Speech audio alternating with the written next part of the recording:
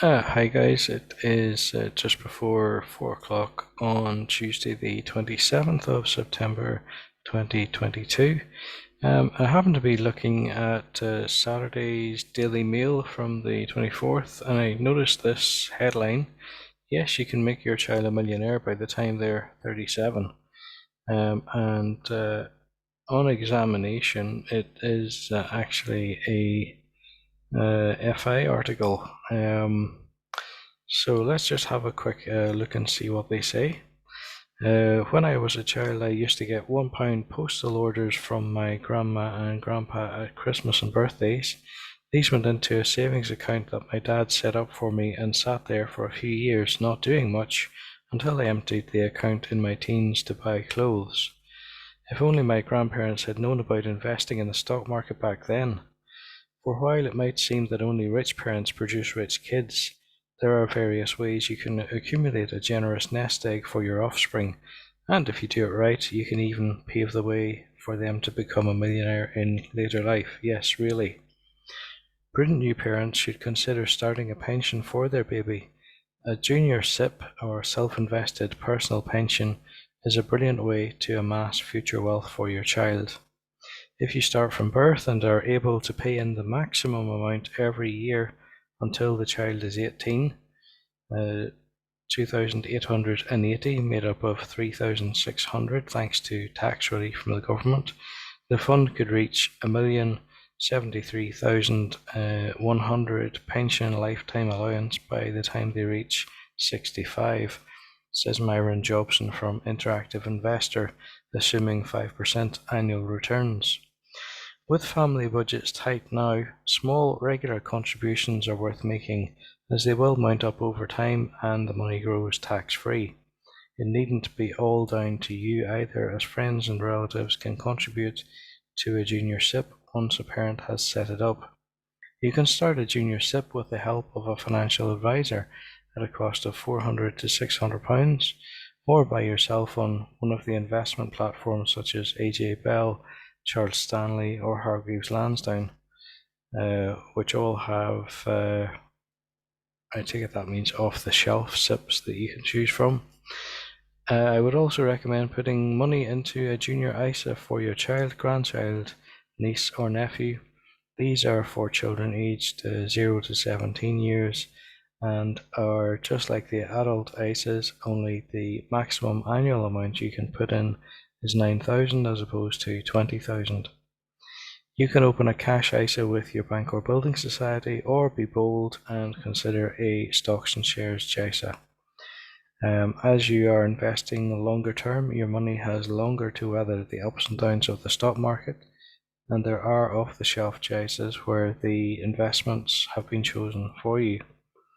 If you can afford the full £9,000 a year, that's £750 a month, and pay this in for the first 18 years of your child's life, your child could be a millionaire by their 37th birthday, assuming annual returns of 6.5%, says Dan Brocklebank from Orbis Investments. A fund that did particularly well, bringing in an average of 9.5% returns, would see them become a millionaire by their 28th birthday. And if they didn't touch the pot until they retired, they would be sitting on a whopping £33 million. But smaller amounts add up too. If you qualify for child benefit and can manage without the extra cash, Laith Khala from AJ Bell says investing the £21.80 a week in a JISA stocks and shares fund that returns an average of 6% would harvest 31,200 by the child's 16th birthday. A sizable lump sum that could help cover university fees or go towards a house deposit. Friends and relatives can add to this pot by giving cash for birthdays and Christmas instead of big toys. They could still buy a small gift, but the main present would be money invested for the future, and this can even be transferred direct into the child's investment. Buying gold is also a good long-term bet as part of your child's investment portfolio. A portfolio is really just two or more different types of investments. Gold has increased by 53% against the British pound over the past 5 years, up 12% in the last year alone, says Cameron Parry, founder of gold-backed savings account Tally Money. Every parent would like to give their kids a head start in life, and with gold, they'll get a valuable core asset. You can buy micro gold bars that weigh 1 gram from the Royal Mint for $79.99 each, or set up a gold-backed savings account like those offered by Tally Money, where the gold is stored for you in a vault. Even toys can be an investment. Popular Lego sets, if they are not opened or played with, have been going up in value by around 11% a year, which is better than the stock market. So if you have the money, it's worth buying 2 sets of your child's favourite and keeping one unopened in the loft as an investment. But for all this foresight to pay off, it's vital to teach children how to budget and save from a young age. They are much more likely to be wealthy one day if you give them the tools to manage money well, says financial advisor David Braithwaite from Citrus Financial. This can start when they're old enough to walk around the supermarket with you, by getting them to pick out the cheapest loaf of bread or the best value box of cereal. Later they can start earning pocket money by doing chores or selling off toys they no longer play with. Encourage them to put this money in a savings account, and if you set up a JISA or junior SIP, explain how the money will increase over time to help fund their future. My lovely neighbour Sarah took her 7-year-old Lily to an indoor play area at Westfield in West London called Kidzania, which teaches children about money management through play. The place is set up as an indoor city where children can try out more than 100 different professions, from firefighter to doctor, lawyer, banker, and TV presenter. They earn the money which they can either spend or save in the Kidzania Bank. It's not a cheap day out. Tickets are £42 for half a day session for a parent and child, but it's a great way of teaching financial literacy. There are also apps and debit cards that help children learn about managing money. Go Henry is a debit card and app created for children aged 6 to 18, where parents can monitor spending, though it does cost $3.99 a month after a 30-day free trial. Hyperjar, meanwhile, is a free app that can be used by the whole family. Parents set up a money jar for each child, which they can use to save and spend money. This can be split into smaller jars, which helps teach youngsters about budgeting, and there's a free Hyperjar pocket money card available, which can be used for contactless payments. So guys, that's the article. As I say, there's a couple of things in it, a couple of predictions is maybe the wrong word, a couple of forecasts, a couple of models, if you like. So I thought I might go through and just demonstrate how those work, or indeed disprove them if they don't work. I'm going to do that in Excel, and the other thing I thought I might just do is have a comment on the article in general, because although they talk about this making your child a millionaire by the time they're 37, there's a few points they don't, they either don't elaborate well enough, or just simply skip over, to my point of view. In some ways they seem to conflate JISAs and junior SIPs. But they don't point out the fact that with a self-invested personal pension, you can't just access that at any time. You have to be, as far as I know, within say 10 years of your state pension age, so that there's a tie-in with a SIP, and I think it's important that people understand that. To be honest, this thing about the tax relief, I forget how that works, whether or not the extra amount is kind of added on when you put money in. Do you see that extra 20 or 25% added on to the value? I forget. However, yeah, what they don't really make very clear is that you need to know what you're investing in. It's all well and good opening some of these investment products, um, but if you put your money into something which ends up losing money, you would have possibly been better off actually keeping it in a bank account. So they really, this article just gives you a flavor. It doesn't. It's not the whole story, not by any stretch of the imagination. Um, I thought it was interesting as well, where they talk about putting in the full 9,000 a year or 750 a month. I just thought the amount of readers that they just lost whenever they said put in the full 750 a month. Most people probably just went, oh yeah, yeah, okay. So and they probably dismissed the rest of the article once when they read that. I just thought, well, okay, so we can't do that. When in fact you probably absolutely can do that. It just might take a bit longer, or you might need to find an asset that provides a slightly better return than what they're talking about here. Um,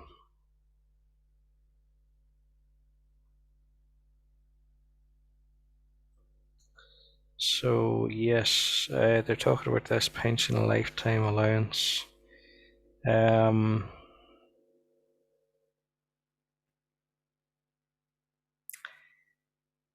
I honestly don't know an awful lot about that.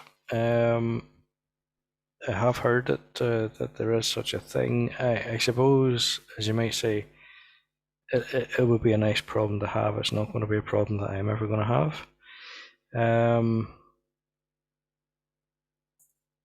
I mean, if you have £1 million invested, hypothetically speaking, you could take an income, I think, of around, is it 40,000 per year? Let's say 4%. 4% per year. Yeah, so that would give you 40,000. Because that's more than the threshold for income tax, you will not have 40,000 in your pocket, so to speak. You'll get whatever the threshold is about 12,500. You'll get that tax free, and then you'll have to pay income tax on the remainder. So somebody can work that out when they have that particular problem.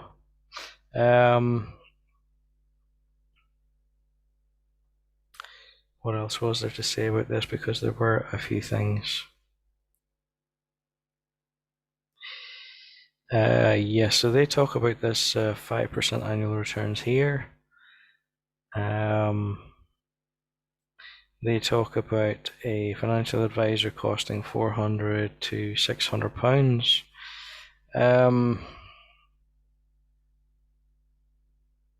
I suppose what I would say is don't go ahead and open a SIP and throw a lot of money into stocks and shares that you really don't know an awful lot about.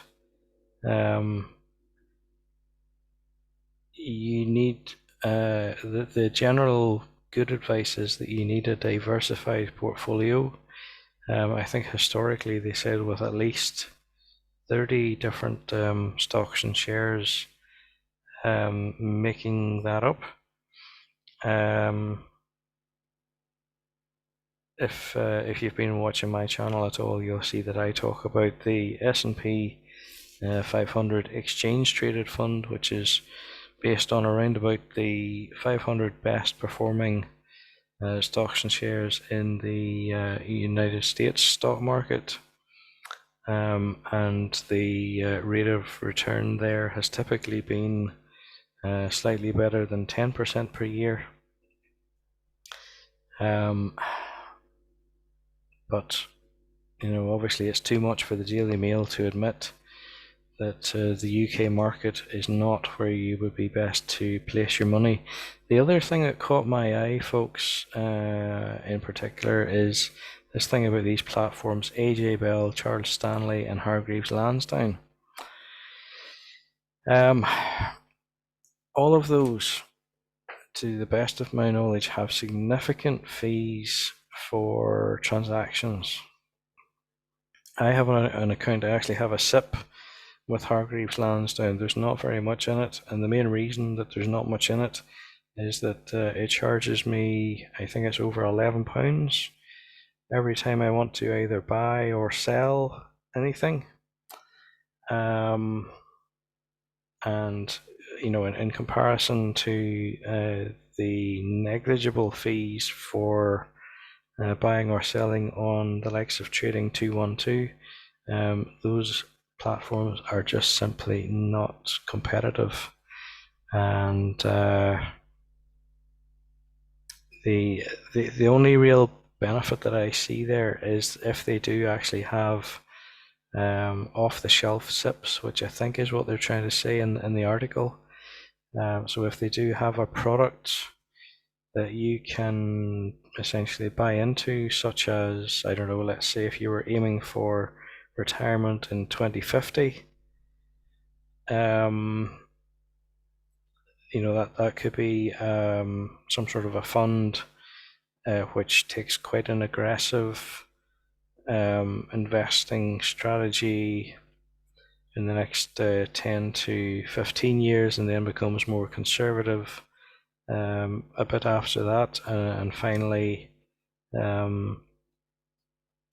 in the later years actually becomes quite I was going to say conservative, not conservative, but careful. It basically is going to be using the very most secure, stable investments in the later years to basically to protect the fund. So yes, if they've got some kind of a product like that, if that's what you want to buy into, by all means you could do that.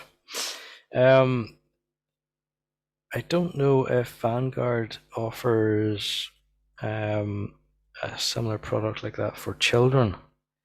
I know they do for adults, but that may be why they haven't appeared in that article. What else have they said here that I thought was worth commenting on? Okay, so they talk about this maximum of £9,000 a year.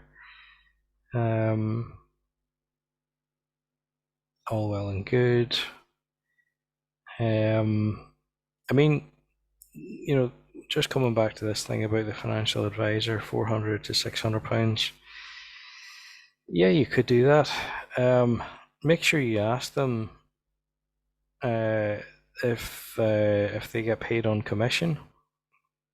If they're going to be making recommendations based solely on products that only belong to a particular company. They should really offer this information to you up front, but it is not always the case that what is advertised as an independent financial advisor might be just as independent as all that. Ultimately, they will have their own opinions and their personal preferences in terms of the products that they like, and that could sway their recommendation. Hopefully that should still correspond to what should suit your needs, but it is best to just bear in mind the fact that everyone is an individual. What may suit your independent financial advisor may not suit your own strategy. And you could do an awful lot worse than invest in a well-diversified exchange-traded fund, such as the S&P 500. And you can do that without any financial knowledge or advice. It's automatically diversified, it is self-cleansing, and you'll save yourself £400 to £600. So, yeah, I said I was going to have a look at some of these claims, and I am going to do that. Just to mention here that they mentioned this a fund that did particularly well, bringing in an average of 9.5%. They don't say what that fund is or was. It sounds a little bit like the S&P 500.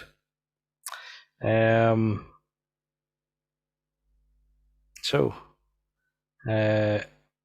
oh yes, and there's another thing actually that I want to find out. They talk about basically they seem to have the two extremes. So, if you can't afford to invest the £750 per month, the one that's going to get your child to be a millionaire by the time they're not even 40. Well, you could just put in the mere £21.80 a week, and maybe your child might be able to use that for a deposit for a house. So there's kind of two extremes here from the Daily Mail. Excuse me very much if I think they are a little bit snobbish in their approach. What I want to do is I want to see what would that 31,200 be worth by the time the child is the same age as they were saying that you could have a millionaire. 37 was it? What would that work out at? And what would that, because at the end of the day, I mean, for your child that's the millionaire at 37, they don't suggest touching that money early at age 16 to go for a house or university fees or anything like that. So obviously, I can't see why you would want to do that. Why would you want to scupper the chances of the child who's only having 21.80 a week invested in them? That sort of that riles me a little bit, actually, to be honest. Oh, and there's another thing that I saw, and I just thought I saw red flags as soon as I read this. Gold. Yes, gold has gone up over the last period. I have already done another video talking about gold and looking at its trajectory over time. Quite frankly, I don't regard gold as an investment, and there are good reasons for that. But I'll not go back over this thing about gold again. I'd probably try to link to it in the description for this video. I am all for financial education, teaching your kids how to save and even invest. I think the suggestion that Daily Mail readers will know how to explain to children how the money will increase over time, I think that's a little bit hopeful without actually pointing it out, without explaining the concept of compound interest. But that's what I'm about to do now over on Excel. But before I do that, I'm just going to grab a quick cup of coffee, and I will see you then.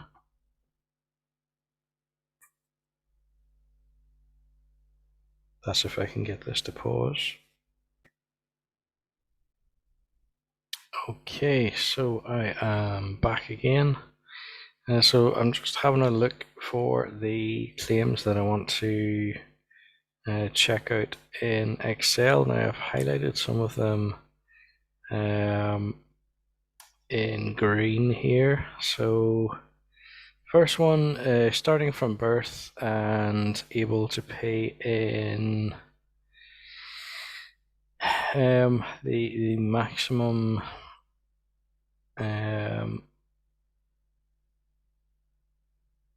every year.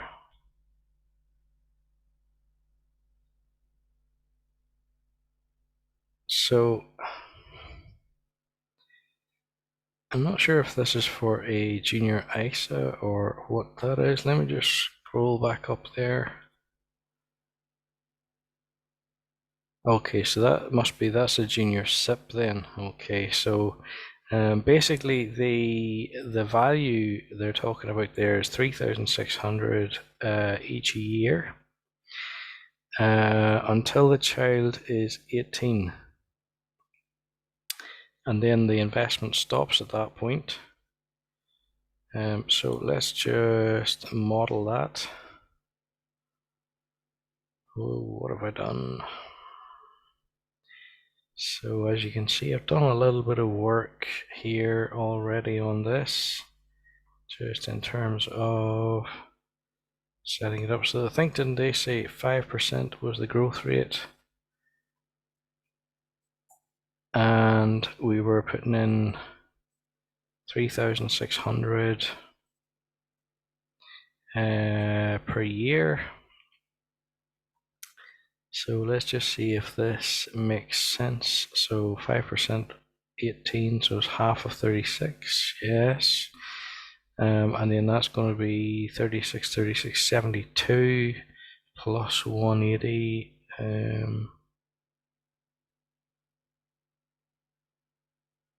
So 2, 3, okay, yeah, so that is right enough. I need to take the years down, so I need to stretch that to 65.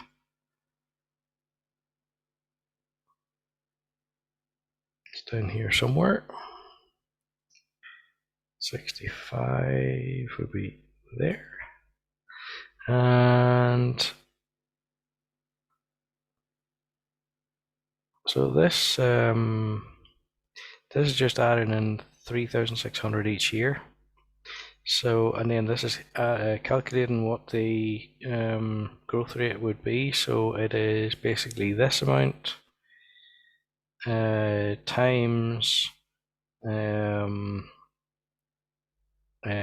this amount, so the growth rate divided by 100. So in other words, this percentage, and that gives us that. And then in the next column, we take the initial amount, we add the growth, and we add the initial amount again.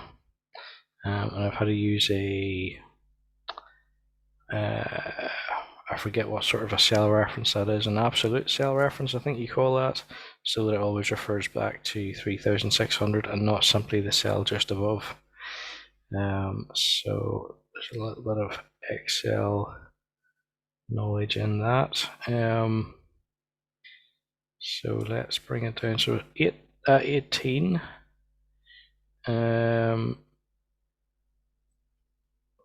We stopped investing, I think they said. So, right, well, at that compound growth rate of 5%, investing 3,600 a year, you do arrive at over 1,100,000. Or no, sorry, am I looking at this wrong?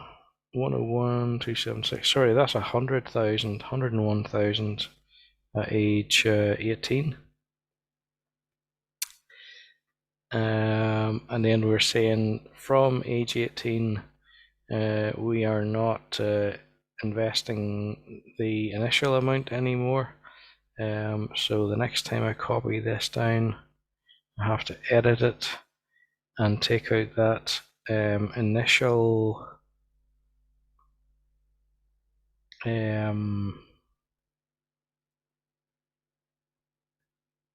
the sort of the first cell, which was the investment amount, and then we continue to calculate the growth, and that growth continues to be added.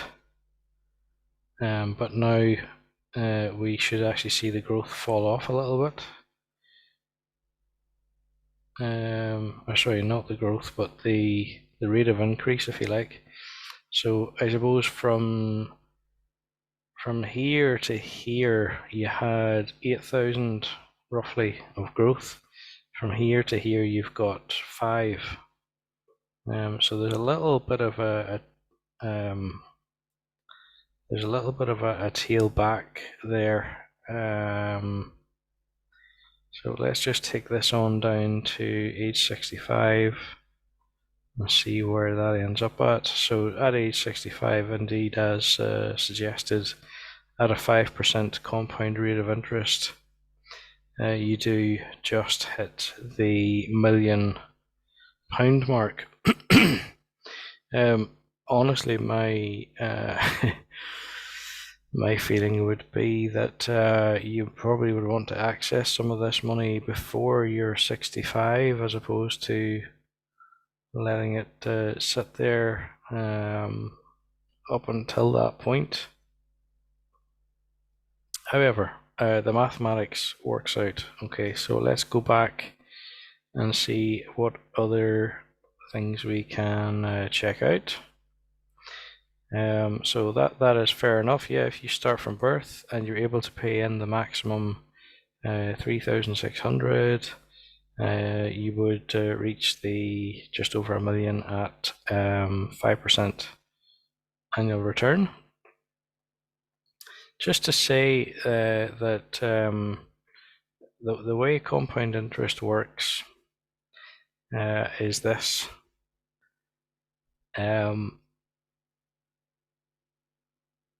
You have in the first year you've invested 3,600, and the notionally speaking, the stock market rises in value by 5%, and that means that the shares or the stock that you had purchased at the end of the first year is no longer worth 3,600. At that point, it's worth 3,780. Then, whenever you add in another 3,600 to the existing 3,780, the market grows a further 5%, but it's a 5% on this new value, and that's really where the compound interest comes in. So rather than this doubling to 360, would it be? It actually is more than that. It's actually more like 369, and that effect continues over time, so that the amount of growth basically becomes exponential, I think, if you were to see it on a curve. It does take a bit of time to really take effect, but yeah, it's more noticeable the more you have invested. Okay, so just to go back to the article,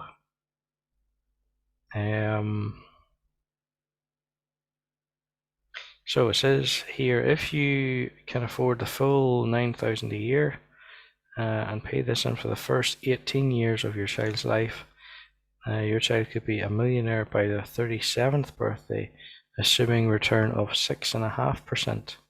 So we've got a couple of things to change. So it's 9,000 a year now, and we're changing it to 6.5%, and we're looking for the value at age 37. So we're going 9,000 and 6.5%. And we are stopping investing after age 18, isn't that correct? Yeah, I think we had already done that in the last one anyway, but let's just check the formulae. So if you watch here, you'll see there's 3 bits here at age 17, and then once we get beyond age 18, there's only 2 bits. So just scrolling down this, by the time we get to 27, we're sitting at 500,000. And 37, okay, well, we're not a kick in the arse off a million at 37. I may have cut out the initial investment a year too early or something like that, but that's close enough to being right. So yeah, if you put in 9,000 a year, if you've got compound interest growth of 6.5%,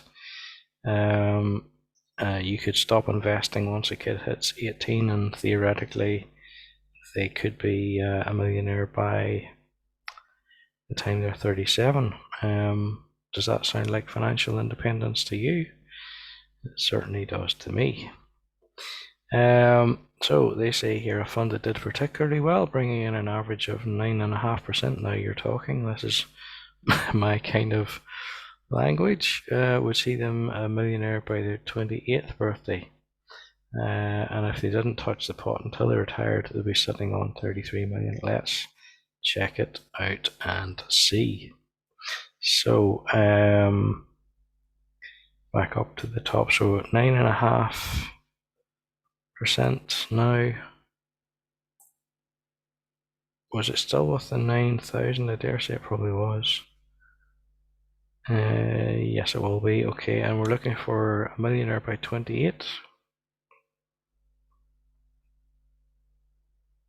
Okay, I have it as 29, but yeah, fair enough. So millionaire by that point, and then by the time they retire, so I think we're talking, normal retirement age here, 65.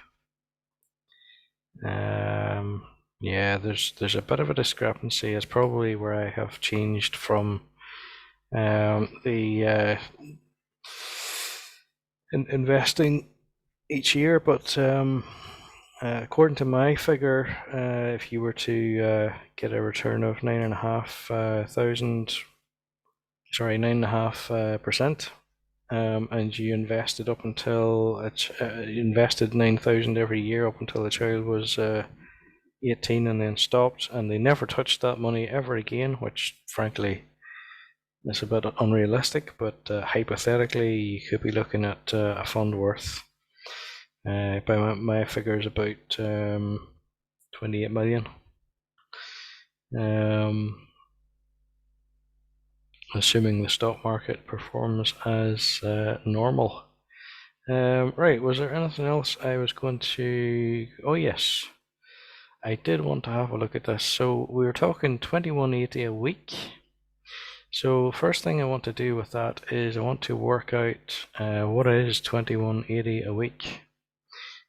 Because I know that's how benefits are usually paid, but that's not how we normally deal with figures. So 2180, we're going to say times 52,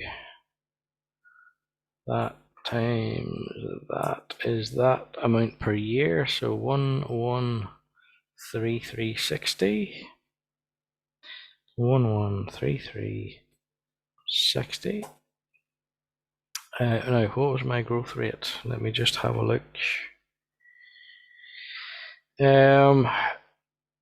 So we're only, why is this? Why are we back to 6% when here we had 9.5, and prior to that was it not 6.5?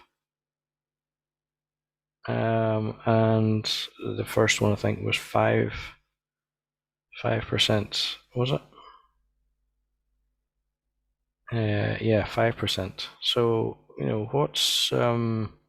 what has the poor kid that's only getting only getting 21.80 a week invested on them. What have they done to deserve such a poor return as 6% per annum? Anyway, let's stick with the figure. Let's see. At 6%, what that would amount to. So they mentioned age 16, and they said 33,000.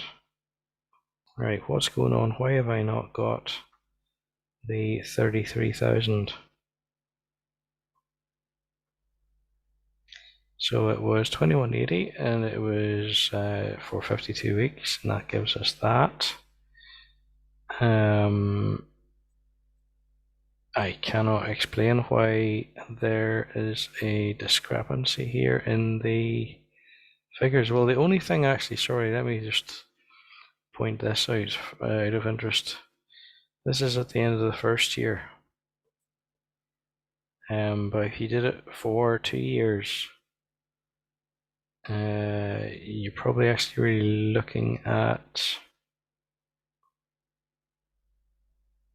nearly this amount. So age 16, right? So they said 30, was it 31? Is that what I have at age 17? 31,200.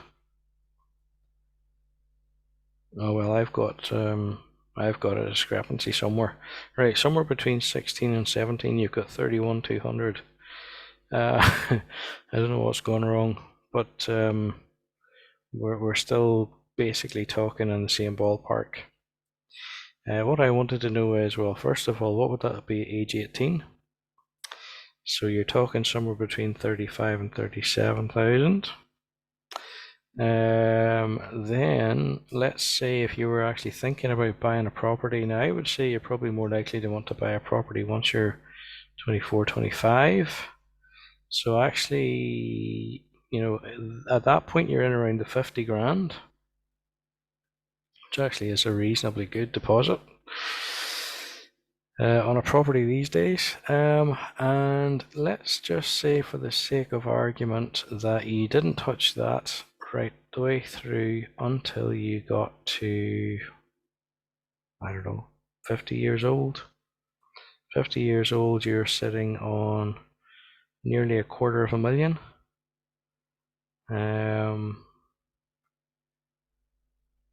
Depending on your circumstances, you could possibly declare financial independence sometime around then.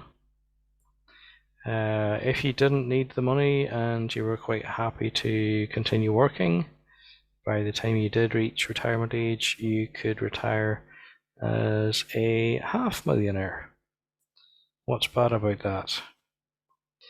Well, I suppose it all depends on your point of view.